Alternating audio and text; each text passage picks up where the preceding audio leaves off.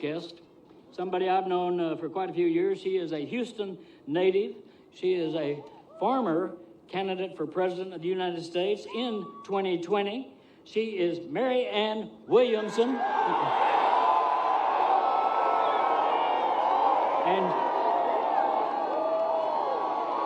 And she is here.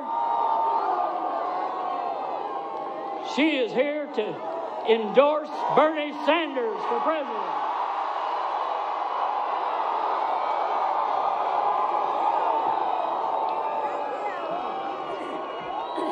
Thank you. Thank you. I love you too. Thank you.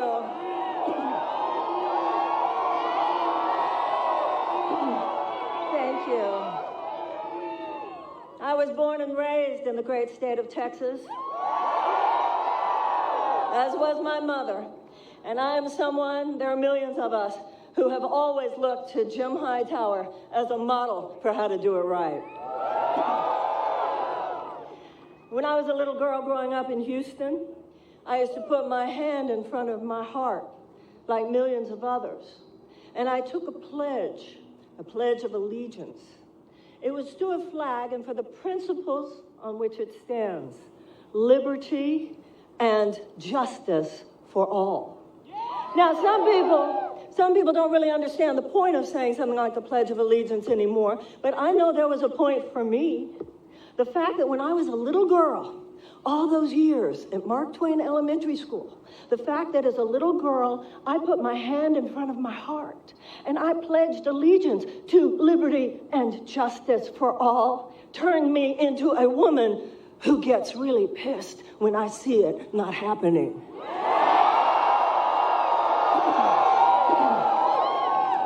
And I'll tell you what else I learned in those public schools in Houston, Texas. I learned my history. I learned that there were other generations just like this one for whom it was time to take a stand. The abolitionists saw liberty and justice not happening, and they stood. And the women suffragettes saw liberty and justice not happening, and they stood. And the civil rights workers saw liberty and justice not happening. And it was the people in those cases, not the governments, not the elites, not the status quo. It was the people who rose up and the people who woke up and the people who stepped in. And now it is our turn.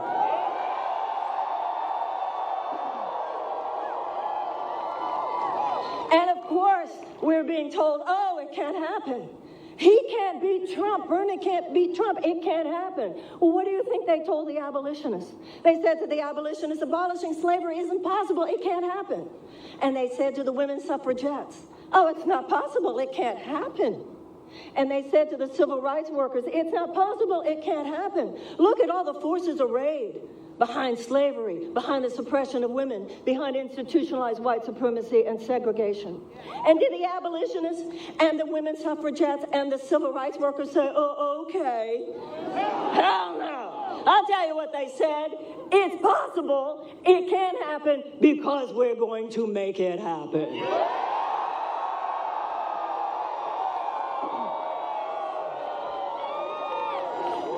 I'll tell you what's already happened to those who say it cannot happen. You just tell them this.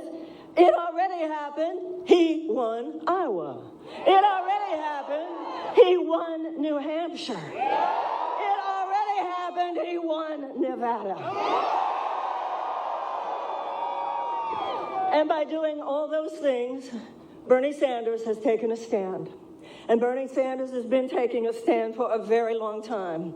He has been consistent. He has been convicted. He has been committed.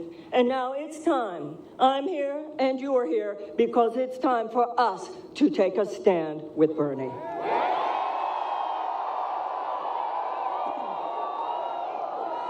It's our turn now. Just as it was the abolitionists' turn, and just as it was the suffragettes' turn, just as it was the civil rights workers' turn, just as it is the turn of those who stand at Standing Rock, just as it is the turn of all those who are standing today. Today, we're not saying to forces of slavery, we're not saying to forces of suppression of women, we're not saying to forces of segregation, but we are saying to the forces, whatever those corporate aristocratic forces are, that would mitigate against liberty and justice for all. Whether it is the prison industrial complex, whether it is the military industrial complex, whether it is the pharmaceutical complex, and whether it is the campaign media industrial complex.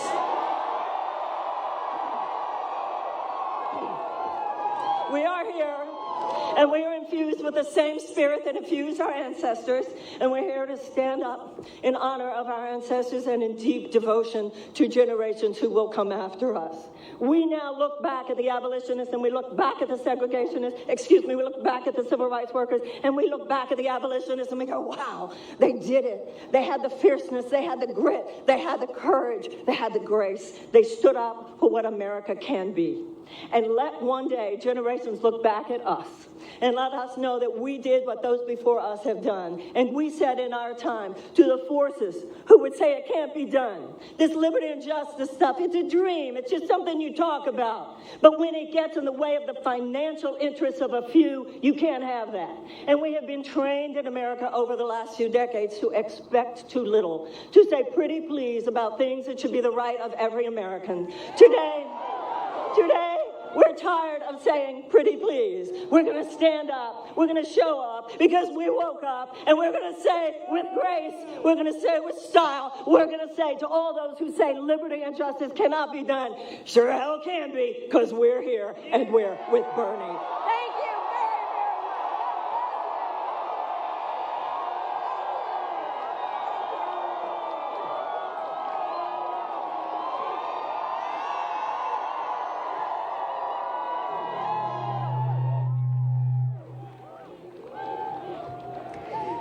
An Austin City Council member representing District 4 and a Texas State co-chair for the Bernie 2020 campaign. Please welcome Greg Kassar.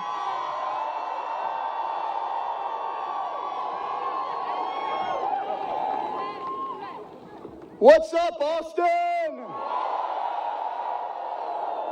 My name is Greg Kassar. You sent me to the Austin City Council.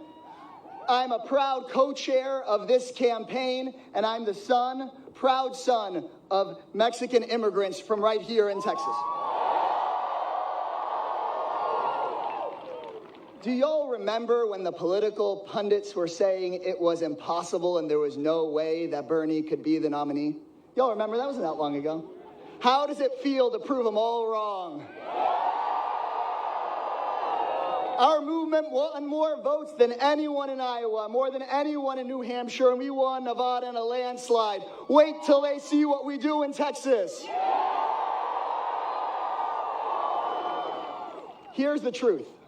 We're used to people telling us things aren't going to happen. We're used to, in places like Texas, folks telling us things are impossible. We've been told time and time again to give up on the common dignity of all people. We've been told to accept the fact that there's millions of Americans who live and die without adequate health care.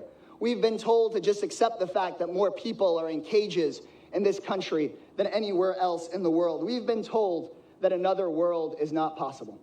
But then the senator from Vermont has the courage not just to run for president, but to speak the truth while he runs for president and say, the status quo is unacceptable. The status quo is unacceptable. Y'all can shout, that's all right. It is not extreme to believe that every person deserves dignity and respect. It is not extreme to believe that no person is expendable. Bernie reminds us every day that another world is possible. Isn't that right? I remember as a 25-year-old workers' rights organizer being told not to run for office, being told that our sights were set too high, that we were asking for too much, too fast, and we proved them all wrong. And this community has refused to back down to Donald Trump. This community has done the impossible. When Trump started launching his mass deportations against this community, we didn't just say there's nothing we can do about that. We fought and we rallied and we established the first publicly funded deportation defense fund in the American South. That's what Austin, Texas did. And when our legislature up the street refused to reform marijuana laws, waged a continued failed war on drugs that tears up our communities, we didn't just give up, did we? No, this community rallied and organized, and now in this city, we have stopped all prosecutions for personal marijuana. That's what we did.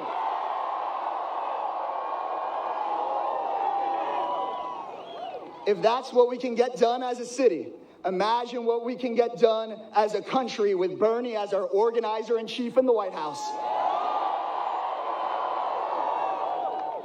Because Bernie isn't running for president for more power for him. He's running for president for more power for us so that we can create the world we believe in. So now I want y'all to quiet down for a second, and we're going to do something inspired by my friend Ana Maria Archila. So let's take a moment of quiet as we imagine the world that we want to win. Take a breath. I want you to imagine a world where we all have dignified union jobs and you don't have crushing debt. Don't have to worry so much about making the rent or the mortgage. Imagine a world where we know our kids are safe at school. Imagine a world where the President of the United States isn't calling us murderers and rapists, where we have a president that is fighting alongside our people. Imagine a world where you're looking forward to the headlines the next day. Imagine a world where there's not a target on your back because of who you are, who you love, what you believe, the color of your skin. Imagine a world where the person next to you is never a target. Imagine a world where every single person in this audience lives with dignity and respect and with real freedom. That world is possible. That world is within our reach. This is our community. It's our survival. Can we do this? That world is possible only if we fight like hell for it. Are y'all ready to fight? Are y'all ready to fight for Medicare for all? Are y'all ready to fight for a Green New Deal? Who's fighting for abortion access for all? Who's fighting against the racists and the white supremacists? Who's ready to beat Donald Trump? Let me hear that again. Who's ready to beat Donald Trump? Who's ready to elect Bernie Sanders? Are you ready to elect Bernie? We're gonna fight. I'm proud to call up to the stage the next president of our United States, U.S. Senator Bernie Sanders.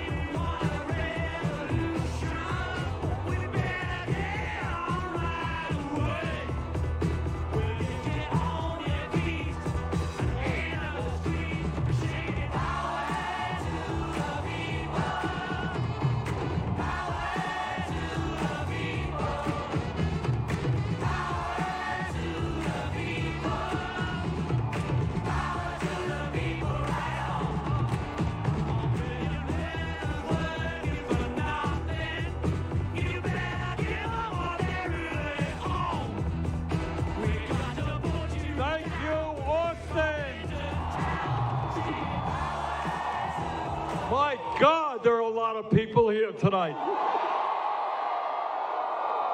And let me begin by introducing to you somebody you're going to be very, very proud of, the next First Lady of the United States, Jane Sanders.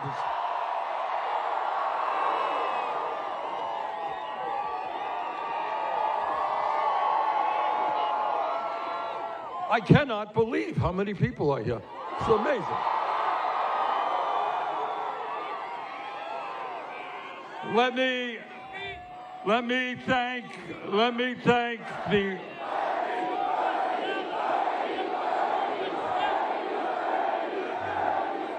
Let me thank the Austin Bands for Bernie. Let me thank Molly Birch. Let me thank the Black Angels. Let me thank Tremaine Smith. Let me thank Virginia Bedelia Segura. Let me thank somebody who I have known for 30 years, Jim Hightower. And let me thank Marianne Williamson. And let me thank Greg Kazar for his great words. And let me pick up on what Marianne and Greg said. And what they said is that the limitations of our imagination is the crisis that we face today. Yes, Wall Street is powerful. The drug companies are powerful. The insurance companies are powerful. The military-industrial complex is powerful. But the major problem we face are the limitations of our imagination and what we believe as a nation we can become. This is the wealthiest nation in the history of the world. We should not have 500,000 people sleeping out on the streets of America tonight. This is the wealthiest country in the history of the world. Half of our people should not be working paycheck to paycheck. In America, we should not have a nation with more income and wealth inequality than almost any other country on earth. Today we stand firm and we say it is not acceptable that 3 people own more wealth than the bottom half of American society.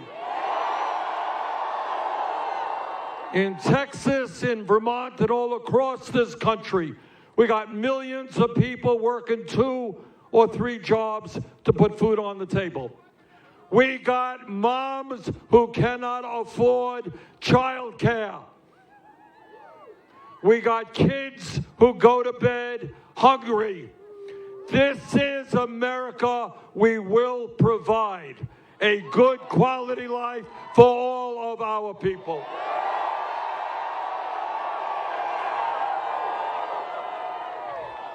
This is the most consequential election in the modern history of our country.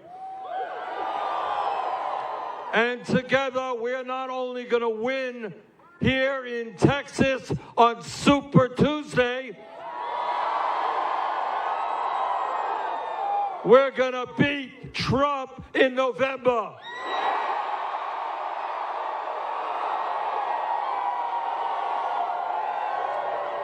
We're going to beat Trump.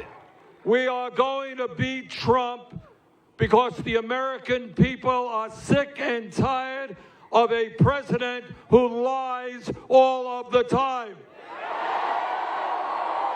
They are sick and tired of a corrupt administration. They are sick and tired of a president who apparently has never read the Constitution of the United States. They are sick and tired of a president who can't get along with anybody, even the people he appoints to his administration. And the American people, no matter what your political view may be, understand we cannot have a president who is a racist, who is a sexist, who is a homophobe, who is a xenophobe, who is a religious bigot. And those are some of his better qualities. What the American people know, that we need a president who brings us together, not divides us up. Now, I've been hearing, the establishment is getting a little bit nervous about our campaign. And you know what? When they see, if the cameras turn on this crowd, and our friends in Wall Street and the drug companies see this kind of crowd, you're going to really get them nervous.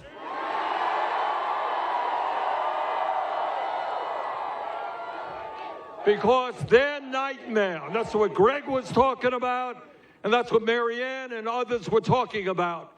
Their nightmare is when they see, not only in Austin, but all over this country, millions of people standing up for decent wages, standing up for quality education, understanding that health care is a human right, not a privilege. Understanding that we must combat climate change and take on the fossil fuel industry. That is the establishment's nightmare, that people are standing up for justice. That is what this campaign is about, and that's why we're going to beat Trump.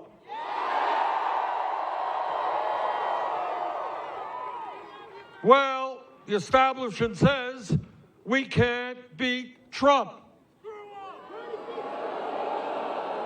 Well, to my friends in the establishment, take a look at the polls today. We beat Trump nationally. We beat Trump in Michigan.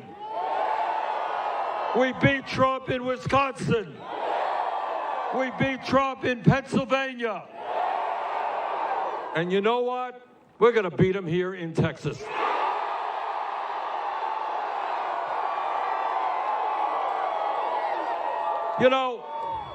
The pundits tell us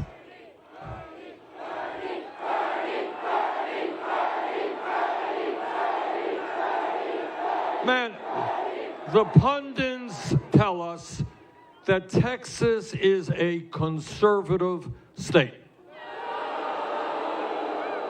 I don't believe that for a minute. And I believe that if the working people of Texas, black and white and Latino, Native American, Asian American, stand up and come out to vote, you're going to make this one of the most progressive states in America.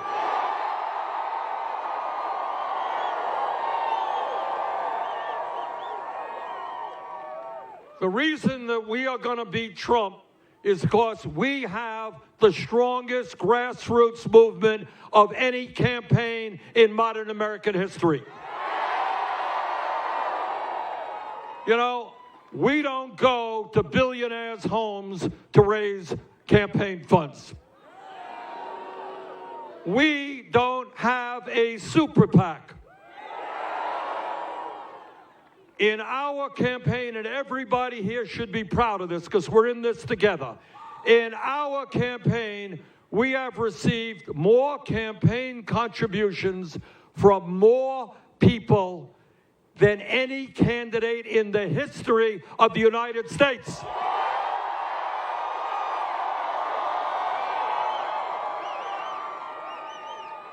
And the average contribution is $18.50. How's that?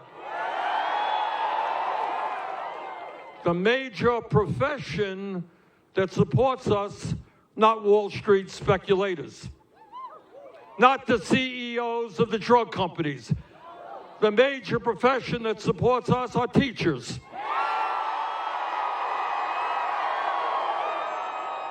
And we get enormous numbers of contributions from workers at Walmart, from workers at Amazon, people who are kicking in $10 or $20 a piece. And I appreciate that enormously.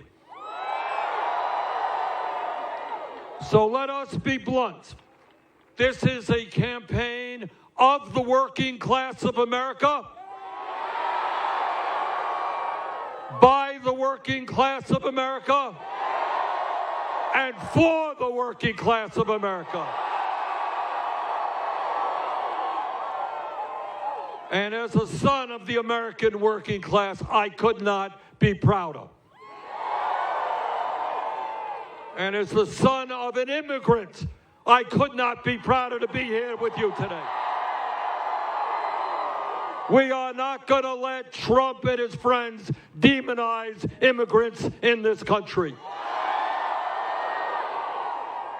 Trump thinks that he's going to win re-election by dividing us up. We got bad news for him. We're going to win by bringing our people together.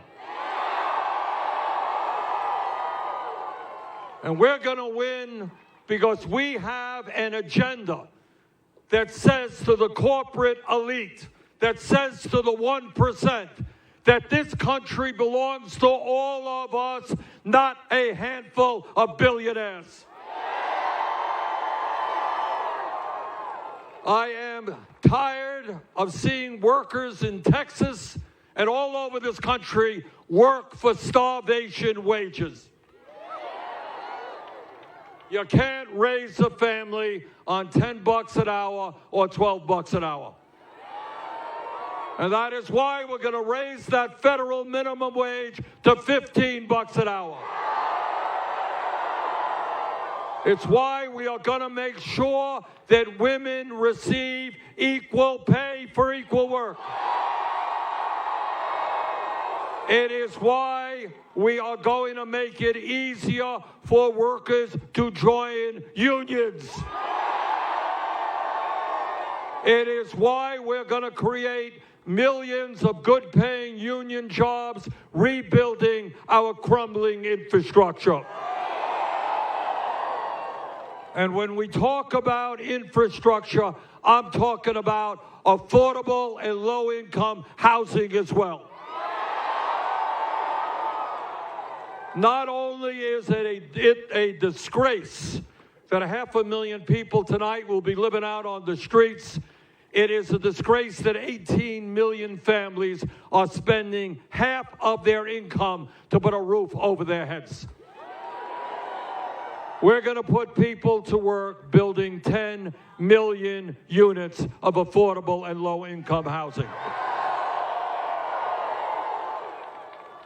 And because our campaign represents the working families of this country, we understand how important education is. We are going to provide high-quality, affordable, universal child care for the working families of this country. We're going to triple funding for low-income Title I schools. All children deserve a high-quality public education, regardless of their zip code. And because we believe in education, we believe in teachers.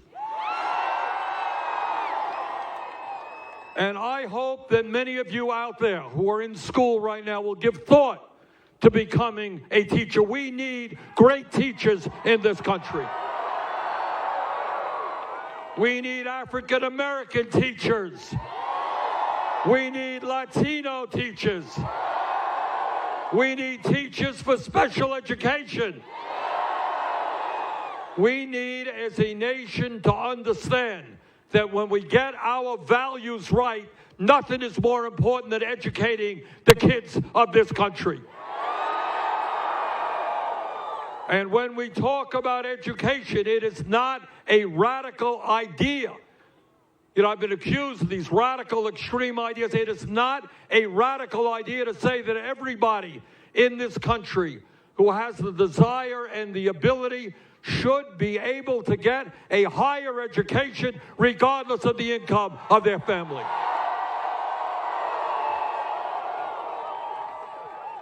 And that is why we're going to make public colleges and universities tuition-free in every state in this country.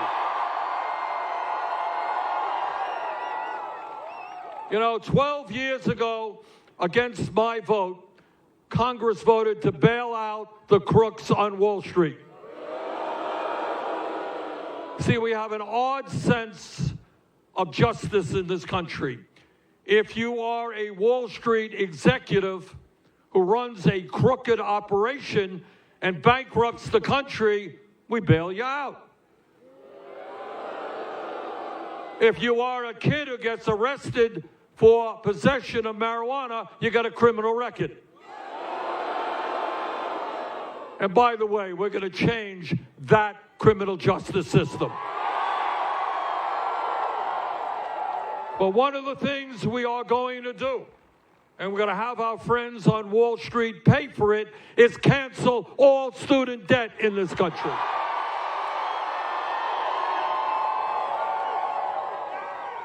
And I'll tell you what else we are going to do. We are going to end the international embarrassment of the United States of America being the only major country on earth not to guarantee health care to all people as a human right.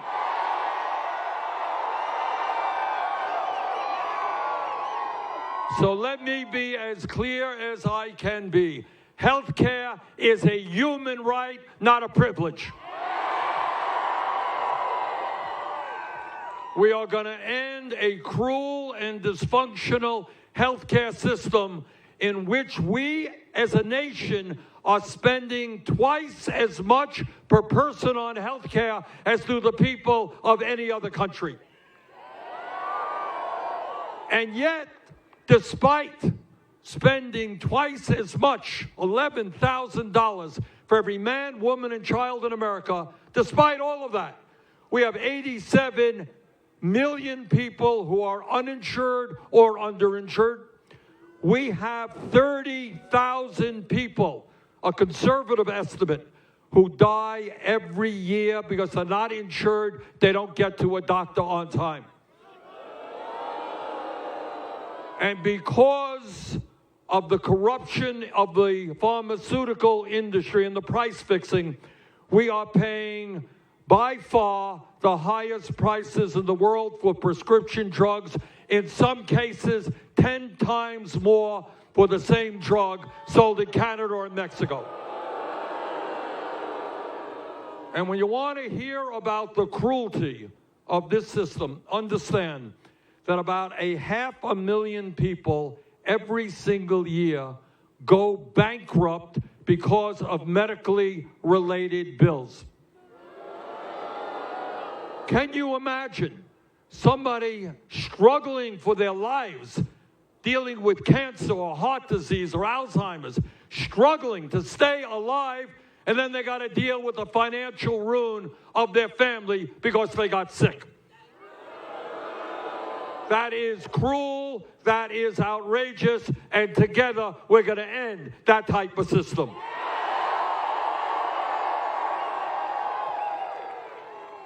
Now, my opponents will tell you that Medicare for all is a radical idea. It is not a radical idea. All we are doing is expanding the most popular health insurance program in America, which is Medicare, to every man, woman, and child in America over a 4-year period. That's it. And that means no more premiums for you or your employer. No more co-payments when you walk into a doctor's office. No more deductibles. What an insane concept a deductible is. We get rid of it. No more out-of-pocket expenses. And because we're going to take on the greed and corruption of the pharmaceutical industry and lower drug prices significantly, nobody on the Medicare for All will pay more than $200 a year for prescription drugs. The function of a rational healthcare system is to make sure that everybody in our country can go to any doctor they want, any hospital they want when they need to. The function of a humane and rational system is not to make, as is currently the case, $100 billion a year in profits for the insurance companies and the drug companies. Now, in America, as you all know, for over 100 years, from Teddy Roosevelt to Barack Obama, people have talked about the need for universal health care. Not a new idea. After 100 years of talk, the time is now for action.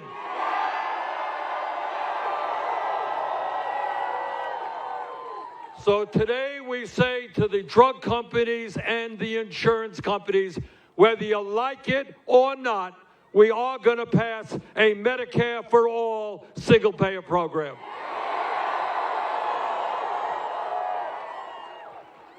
Now, we have a president who embarrasses us every day. You never know what kind of weird tweet or lie he's going to tell. But what Trump is doing is not only embarrassing us, he's embarrassing the entire world when he continues to believe that climate change is a hoax. Trump believes that climate change is a hoax, but the scientific community believes that climate change is an existential threat to our country and the planet. You know what? I believe the scientists and not Donald Trump.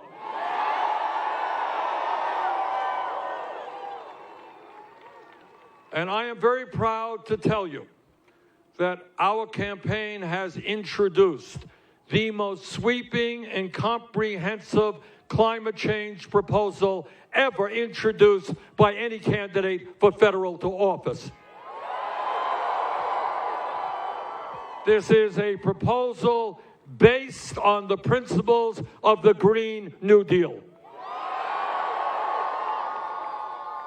And what that says is that we must transform our energy system away from fossil fuel to energy efficiency and sustainable energy. And what it says is that in that process, we can create up to 20 million good-paying union jobs. And what that says is that we have built in there many billions of dollars to protect those workers in the fossil fuel industry as we transition away from fossil fuel.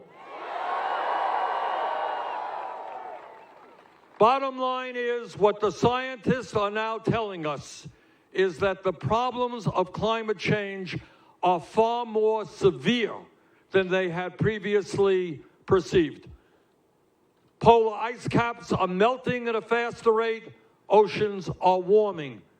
Oceans are rising at a faster rate than they had anticipated. Drought is moving faster all over the world than they had anticipated. Turn on the TV tonight and watch a beautiful country like Australia burn. What they are telling us is that there will be more and more extreme weather disturbances. You are familiar with that. Houston is familiar with that. Venice, Italy is familiar with that. What they are telling us is that at the end of this century, if we do not get our act together and the planet continues to warm, we're going to have hundreds of millions of climate refugees. People no longer able to stay in their communities because there is no clean water and because they can't grow any crops because of drought. We have a moral responsibility to make certain that the planet we leave our kids and future generations is a planet that is healthy and habitable.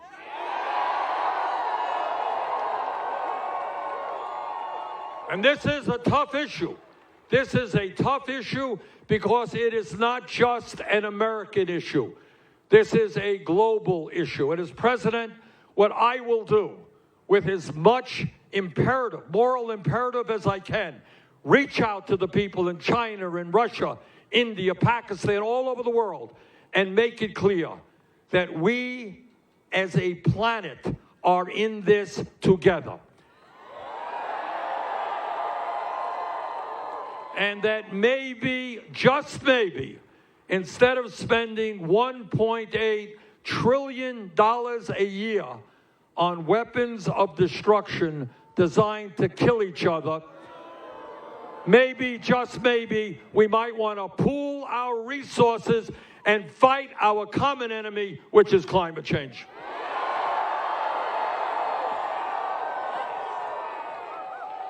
And when we talk about what we have got to do as a people, we have got to end a broken and racist criminal justice system. In the richest country on earth, we should not have more people in jail than any other country. What we are going to do as an administration is invest in our young people, in jobs and education, not more jails and incarceration.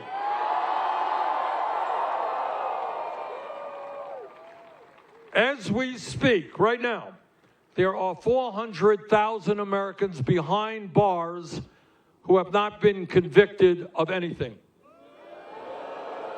They're in jail because they are poor and cannot afford cash bail. We're going to eliminate cash bail.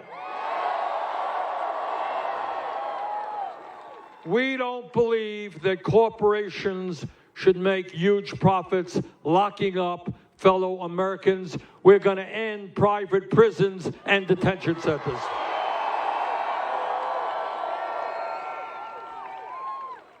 And, brothers and sisters, we're going to end the war on drugs.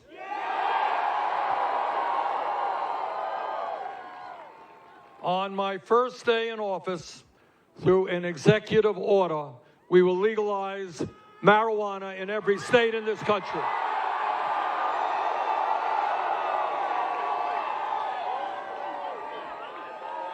And we will expunge the records of those arrested for the...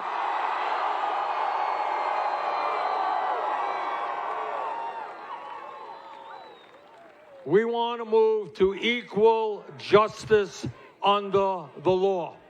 That is our goal. And when we talk about justice, and when we talk about decency, and we talk about humanity, we must end a broken and racist immigration system.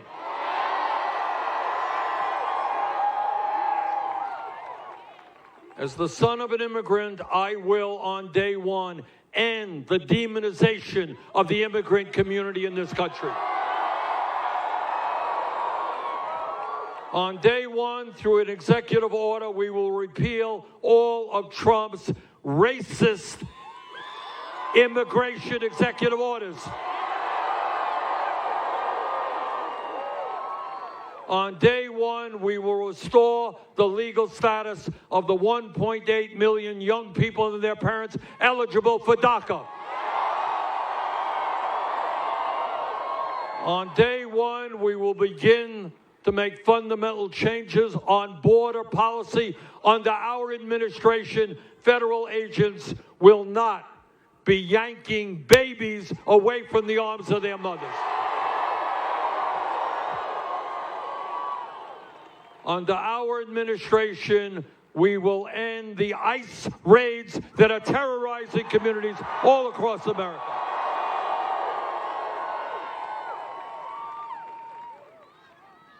But it is not just immigration that we have to deal with. We have to deal with another issue that is something that horrifies people in Texas and Vermont and all over this country.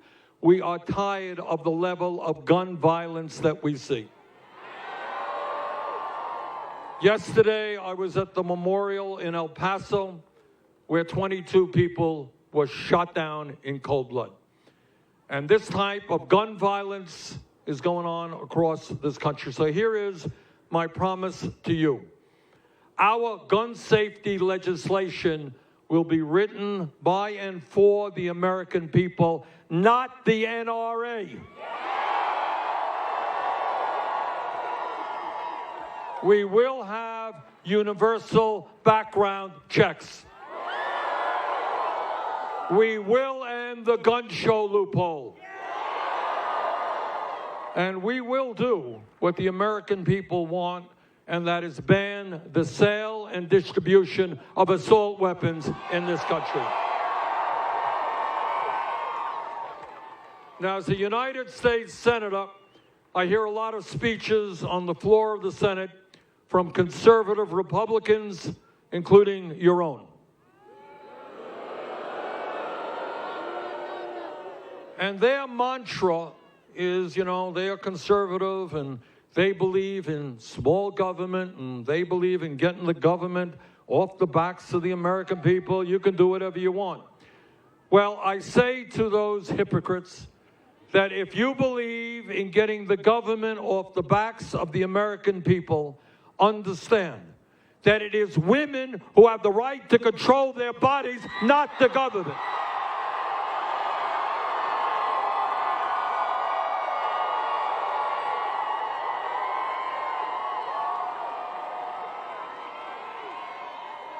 So my promise to you is I will never nominate anybody to the Supreme Court or the federal bench who is not 100% pro Roe v. Wade. We will codify and put into law Roe v. Wade. And we will expand funding for Planned Parenthood.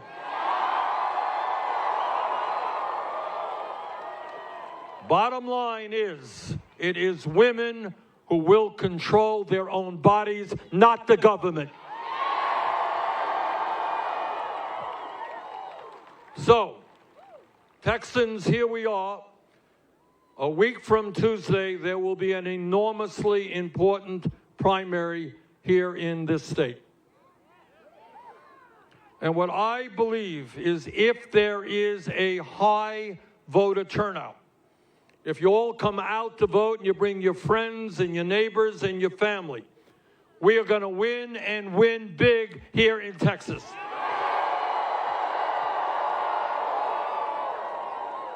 And I have absolute confidence. I am seeing it right here in front of me. I saw it in San Antonio. I saw it in El Paso.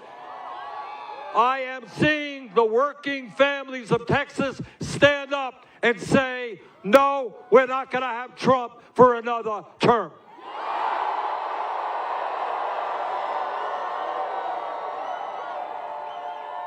So, brothers and sisters, this is the most consequential election in the modern history of this country.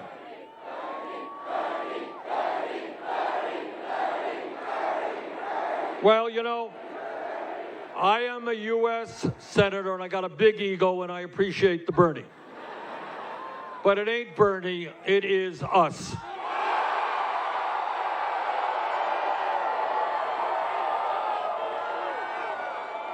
It is us because we must create a government and a nation in which we understand that the problems of your family are my family's problems, and my family's problems are your family's problems, that we are in it together. And we also understand, and Greg and Marianne talked about this a moment ago, we understand that real change never takes place from the top on down, always from the bottom on up.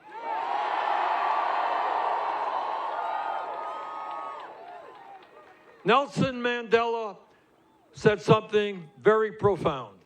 He said, everything seems impossible until it happens. Well, we're going to make it happen.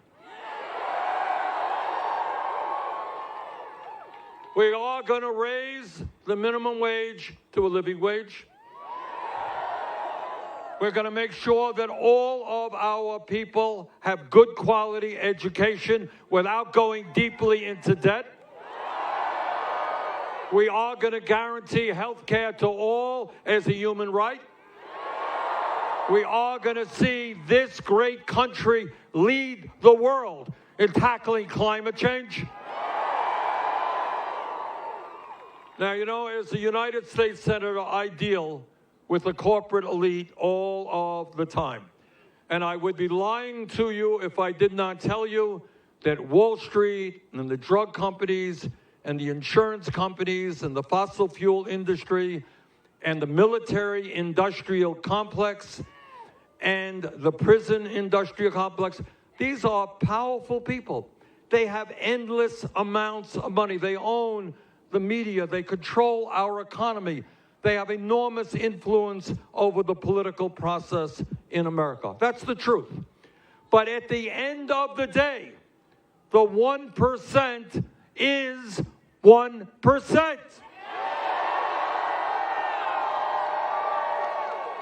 And if we do not allow Trump and his friends to divide us up because of the color of our skin or where we were born or our sexual orientation or our religion, if we are prepared to stand together, keep our eyes on the prize, create an agenda that works for all of us, not just the few, if we are prepared to do that, we will win the nomination, we will defeat Trump, we will transform this country. Thank you all very much.